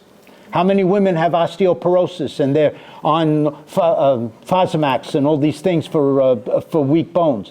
Your body has a mechanism to do it. Excuse me, on number 3, all those things you can eat? Yeah, I mean, I wouldn't suggest you eat them all because you're going to get a lot of gas. But these are just examples of fermented foods that we really don't eat. That Americans don't really eat this. Kimchi is something you see from South Korea. Koreans eat kimchi all the time. It's delicious. You don't want to cook, so it's fermented cabbage or white radish. But you can't eat it during your fasting time. Why? Right? No, so when you're you're either fasting or you're eating. There's no, so when you fast, you don't eat anything except water. Now I'm saying when you're eating, you should implement some of these fermented foods because it gets the good bacteria into your body. What kind of yogurt? Any kind of yogurt? A yogurt that has live bacteria in it. Is that like Greek yogurt? Greek yogurt, but what you don't want to do is mix the fruit on the bottom. You just want to eat the white stuff, the plain stuff that has the bacteria. What is kefir? Kefir is a milk that's fermented.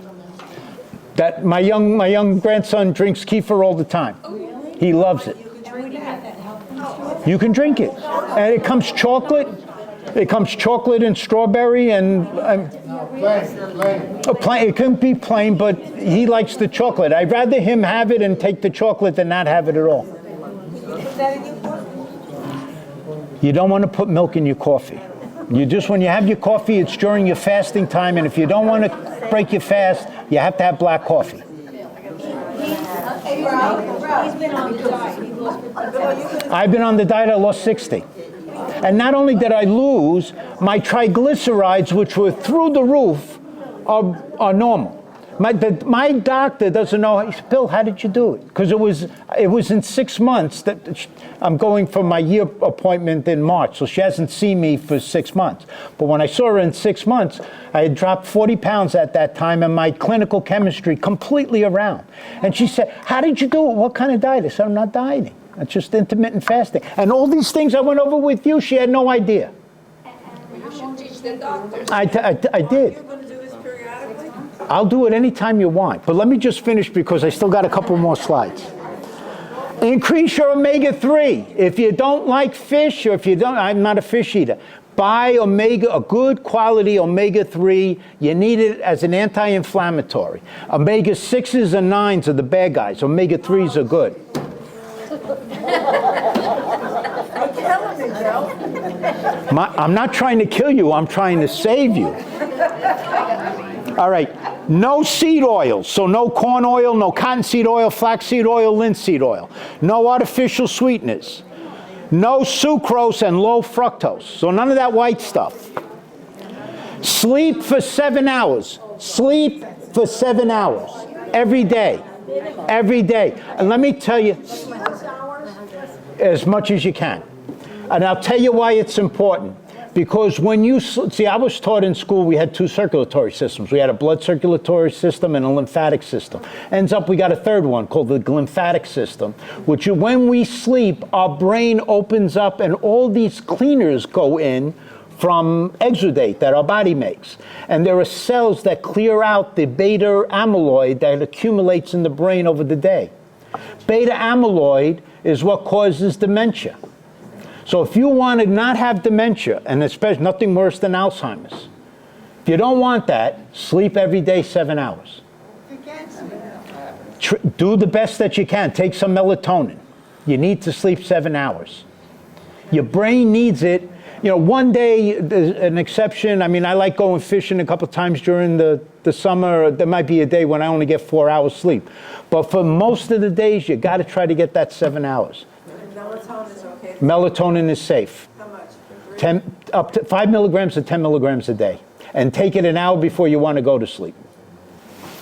No coffee after 7 o'clock. Well, sleeping pills if you need them, but. All right, stress management. The best thing for stress management is to increase your interpersonal relationships and meditation. Nothing better than Mass every day. And hormesis is to stress the body a little bit, so exercise, even moderate. So 5,000 steps a day. That's all you got to do. Just a little bit of exercise every day. And when you walk among God's trees or by his ocean, because that's what biophilia is. In one little inhale of ocean water, we get 10 million bacteria, and they're beneficial. You walk among the trees, you get, every breath you take, you're getting bacteria that help you. Are we okay? Can I go? I got about like 10 more minutes. Okay. We are living longer, but the question is, are we living longer in a better way? Are we living with long-term health stability? People in the 1930s, if you ask somebody who was 60, 65 in 1930 or before what they worried about, they would tell you, well, diphtheria, tuberculosis, tetanus, smallpox, polio, cholera, yellow fever, and do I have enough food to eat? That was a big deal. The crash of '29, people starved in this country. There wasn't enough food. Now, what are our worries? We don't have to worry about all those diseases. We got antibiotics and antivirals and vaccines. We have plenty of food to eat. So what are we worried about now? I'll tell you what we're worried about. We're living longer, but are we living better? The average person's last 16 years, they live it out in poor health, taking anywhere from 8 to 13 prescription medications a day. And I can attest to that, because I was the guy who dispensed it.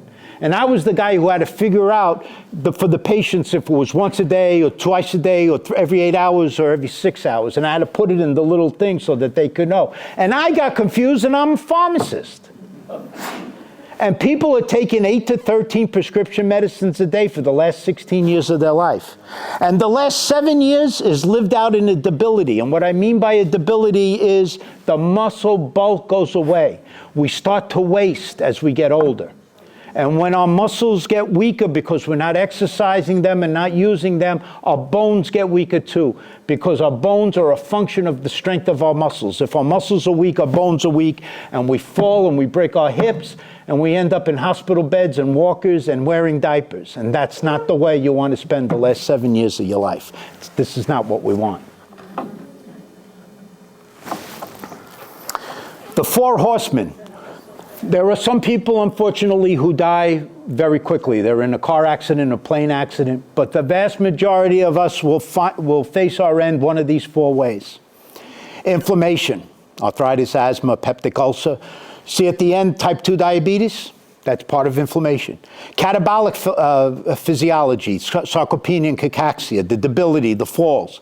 What causes that? Type 2 diabetes. Insulin resistance, what causes that? Type 2 diabetes. Oxidative stress, coronary artery disease, cancer, dementia, type 2 diabetes. What's the least common denominator? Type 2 diabetes. That's what's killing us. That's what's killing us. 4 distinct manifestations, but they all interpenetrate. And the way you can avoid all 4 of those is by intermittent fasting.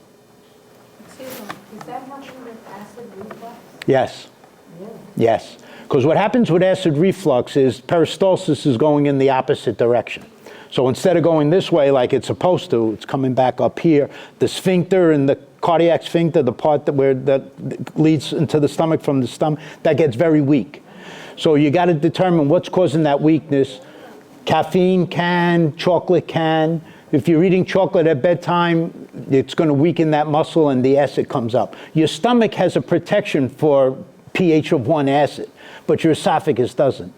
And so what happens to your esophagus is when that acid comes up, it's like an egg when you're frying an egg and that white turns from that clear to the white, the proteins are becoming denatured.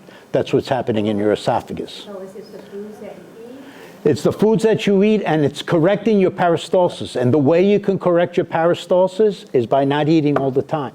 You fast. Fasting is the answer to all of this, and you're either eating or you're not eating.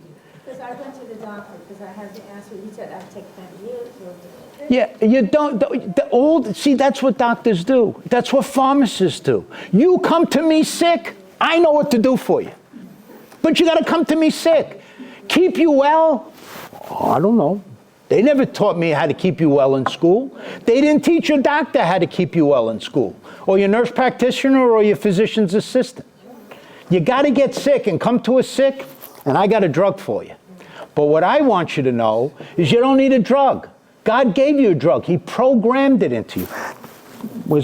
This guy didn't have a pharmacist, and he survived because he used his body, cooperated with nature. Okay. So what you're saying is the FDA and the pharmaceutical... We're all thieves. are killing us. We're all thieves, yes. That's what, it's exactly what I'm telling you. And I will say this in all seriousness. As a pharmacist, you get up in the morning, and yeah, you want to make a living, you want to support your family, that's appropriate. But 98% of us really and truly care for our patients, and we don't want to do anything that would hurt our patients. Yet inadvertently, because we were given the wrong information, we've been hurting our patients. Not out of any intent, out of ignorance. We didn't know. I told you 90% of people in this country are metabolically ill, if you heard my presentation after Mass. That's true. That's true, 90% of us. So, as I told Tom the other day, if you're in school and 90% of the students fail standardized testing at the end of the year, whose fault is it, the students or the teachers? The teachers should get a new job, right? That's what happened to us. We've been fooled. Now, some of us are eating 10,000 calories a day, and that's the guys that eat the bucket of Kentucky Fried Chicken and a couple of pints of Haagen-Dazs. But most of us aren't. We're trying, we're being conscientious. We were just given the wrong information. We're eating too often. Is cereal good? Cereal is not good. It's too full of sugar. Any kind? Ma'am, I'm telling you, I know you don't want to hear this, but it's no good. No. Oatmeal, you don't need oatmeal. What you need is to eat one really good meal a day, or maybe 2 a day. If you want to incorporate oatmeal into that without sugar and without milk, go ahead. Well, then that's what I'm saying. Have a chicken dinner. Rice is okay. Mashed potatoes are okay. Butter's okay. Don't be afraid of fat. Don't be afraid of fat. Just get the good fat, the organic fat that has the high omega-3 and low omega-6 and 9s. By buying the free-range chickens and meat. All right, this is important. I'd like you to get this. This is important. So there are 10 trillion cells in our body. Our body is made up of 10 trillion cells. In our large colon, so our large colon on the right side where we have our appendix, the ileum attaches to the beginning of the large intestine. You got an ascending colon, a transverse colon, a descending, a sigmoid, and the rectum, and that's how the stuff comes out. Within this, especially by where your appendix is, that's called the cecum, bacteria live there. You're made up of 10 trillion cells. You got 100 trillion bacteria that live in your gut. 100 trillion. So 10 times more bacteria and viruses and fungi live in your large bowel than you have in your body. Why is that? Why is that so important? Well, in our DNA, that 3.5 billion nucleotide pair word that I told you about at the beginning, we have 22,000 codes for proteins. So like insulin is a protein. So one of the 22,000 is the code that we have for making insulin. But we have 22,000 others that are made as well. Our bodies are very complicated. So we have 22,000. Guess how many protein-making nucleotides there are in an earthworm? That the earthworm, the one that the robin redbreasts eat in April. 30,000. So me, made in the image and likeness of God, the paragon of animals, I have 22,000 protein-forming genes in my body, and an earthworm has 30? Why? Why is that? Doesn't make sense. And I'll tell you why. Because our bacteria, we farm out to our bacteria to make a lot of chemicals that our bodies don't have to make, because our bacteria make them. So you got to consider your microbiome like it was a vital organ. Every bit as important as your kidney and your liver. One of the doctors said, I'd rather live life with one less kidney and half of my liver than without my functional microbiome. Microbiome is necessary to our health. Bill, what's your position on pre and probiotics? So probiotics don't do anything, and I'll tell you why. Probiotics are the actual bugs. When you swallow those in a capsule, the acid in your stomach kills them. When you take them when you're taking an antibiotic, the antibiotic kills them. Because that's what antibiotics do. They kill bacteria. So no probiotics. The way you get a probiotic is you eat the fermented foods I told you before. The bacteria is attached to a starch or a molecule that will shield it from the acid, and it'll make its way to your large intestine. Now, prebiotics, that's the food that the bacteria live off of. That's good. Did you ever see that Balance of Nature, the red thing? And that, you know what that is? That's prebiotics. That's not doing anything for you in a proximate way. That's feeding your bugs, and your bugs are doing the miracle. That's why these people feel good. They're not lying. They're really feeling good. So no balance of nature. No, Balance of Nature is okay. No, I'm saying that's a prebiotic. Prebiotics are good. Probiotics are unnecessary. You shouldn't eat them. You have to get them by breathing them in and going near the ocean and eating those fermented foods that I said. That's how you get them. You want lactobacillus. Lactobacillus is a wonderful bug. You want a lot of them. We outsource our genes. So it's for every one gene that we make, for every insulin that we have, we got 365 others that the bacteria are making. It's a 1 to 365 ratio.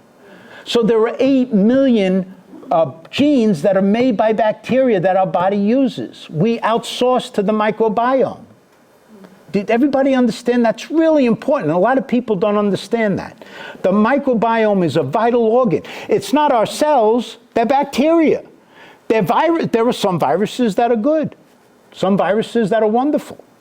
You know, we all used to COVID and how frightened we got for COVID, but there are viruses that help us, fungi that help us. The fungi that can kill us, too. Yeah, but if you have the good bacteria, your body has a mechanism where it knows the good guys from the bad guys. All our immune system is in our gut. You've heard that, right? All right, so your immune system, if it's good, you know why people died of COVID? They didn't die of the COVID virus in an approximate way. They had leaky gut, and they had high blood pressure, and they had type 2 diabetes, and all kinds of combinations of things that made them sick. And when they got the virus didn't kill them. Their immune system overreacted to the virus, and it caused cytokine releasing storm. They drowned in their own exudate.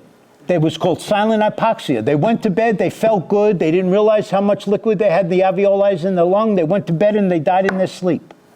Well, people who have Alzheimer's. Do you believe in physically the, fine. They died of COVID. Because it was a comorbidity. The comorbidities, if all these things that I'm trying to tell you and giving you helpful hints for, I'm hoping you'll avoid dementia and Alzheimer's and arthritis and cardiac and coronary artery disease. There's a thing called CAC, C-A-C. It's a coronary score that you go into an MRI for like 2 minutes. And it takes a score of the calcium, whether it's there or not, in your coronary arteries. Most insurances don't pay for it, but it's only $100. It's worth having done once a year. It's called a CAC score, C-A-C. Your doctor has to prescribe it. It takes all of 15 minutes, and it's going to cost you $100, but it's worth it. Because if you got calcium, a high calcium score in your coronary arteries, now you're a higher risk for having coronary artery disease and getting a heart attack. If you don't have it, there's really no reason for you to be on anti-cholesterol medicines. Because the whole reason you're on Lipitor is to keep the coronary artery from closing if there's calcium there. But if calcium isn't there, you don't need the Lipitor. So the CAC score is worthwhile getting once a year. So what causes cholesterol to go high? So cholesterol is a normal thing. We're supposed to have cholesterol. It's a precursor to all our sex hormones, testosterone, estrogen, progesterone. Vitamin D is a cholesterol-based thing. We need cholesterol to be healthy. When cholesterol builds up in the artery, it's not building up because in and of itself it wants to be there. It's acting as a Band-Aid to cover over an artery that has calcium in it. So the artery has calcium. It's kind of like a pimple. When that pimple breaks and the pus comes out, now the body wants to put a Band-Aid over it. The Band-Aid is the cholesterol. And then the cholesterol builds up over that calcium, and then you get the coup de grace is a clot. So the red cells form a clot, and that clot stops the blood from going through, and that's how your heart muscle dies. I don't believe in cholesterol medicine. I don't believe in cholesterol medicine if you don't have calcium in your coronary arteries. If you have calcium in your coronary arteries, then you need it. It's a necessity. How about if you triglycerides and good? So triglycerides and cholesterol are two completely different things. One is the fat that you get from animal sources, that's cholesterol, and that's not bad. Triglycerides is what you get from the fructose. The good cholesterol is good. So HDL is high, and your triglycerides are low. It shouldn't be more than a 2-to-1 ratio. So if you have triglycerides are 100, your HDL should be at least 50. It should be no more than a 2-to-1 ratio. And most people don't. Most people have 3-to-1 or 4-to-1. So you want to try to get it to a 2-to-1. excuse me, what do you believe in the COVID vaccines? What's your opinion on that? I had the first 2, and then I haven't had any more. Because they're mRNA, and there's been a lot of studies that show that mRNA vaccines aren't that good. So for me, in my household, we don't get it. Not more than the first 2. But I am pro-vaccine, just not the COVID. That became a political thing because of. So most of our immune system is in our gut. I told you about Blazer, who said he'd rather lose a kidney and part of his liver. And fasting leads to a healthy microbiome because they live on a circadian rhythm also. So when you're not eating and your gut doesn't have to work to digest food and absorb food, your bacteria love it. Give them the prebiotics. When you eat for yourself and eat for your bugs. So that's when you eat blueberries and raspberries. That's all the polyphenols. So you're not eating them for yourself. You're eating them for your bacteria. The microbiome is an imperative. Almost finished. Autophagy, autophagy, I went over, it's self-eating where your body will seek out things that are old and cancerous and zombies, and they'll eat that. It's like having old furniture in the basement. So you've used the kindling wood for your fireplace and you ran out of kindling wood. But in the basement you have a whole bunch of tables that you don't use anymore and they're all broken. Why not take the old furniture that's wood, throw that into the furniture? That's what autophagy is. Your body will burn that and use that, the old stuff. And then when you eat and refeed yourself after the autophagy, you're making new cells. You're making new mitochondria, brand new. Everything new. DNA reduces the, all right, so autophagy reduces the cancer risk. I mentioned that by 50% and 70% for pancreatic. Okay, final thoughts. If you're looking to fix inflammation, so you got arthritis and you want to fix inflammation, you're trying to elicit your own stem cell production. You want to increase your endogenous human growth hormone. That's the youth hormone. Your skin looks better. You look younger. You have more energy. BDNF, the miracle growth for the brain. Increase your resistance to disease. Increase your bone strength. Increase your basal metabolic rate. Increase sympathetic tone and your energy. Increase your HDL. Increase your healthy life expectancy. Reduce your chance of strokes and heart attacks and Parkinson's disease and age-related macular degeneration. That age-related macular degeneration is associated with insulin resistance and with the vegetable oils. The vegetable oils are causing us to go blind. Dementia, cancer of all types, slow down and reverse aging, reduce and reverse hypertension. Doctors prescribe pills for hypertension all the time. When you do this, the hypertension goes away because you're reducing the insulin, reducing uric acid, and you're increasing nitric oxide. Vasodilation, pressure goes down. Hypertension, kidney disease, chronic kidney disease, reversed, eye damage from advanced glycation end products, fatty liver, unclog your arteries. You can reverse a clogged artery. And if accomplished with the right disposition and attention, it'll help you get into heaven. And this is all answered by fasting. So to give it a try. And one last slide. One last. Hippocrates, 400 years before Christ. Let medicine be thy food and food thy medicine. Thank you, Jesus. I hope that helped you. I really do.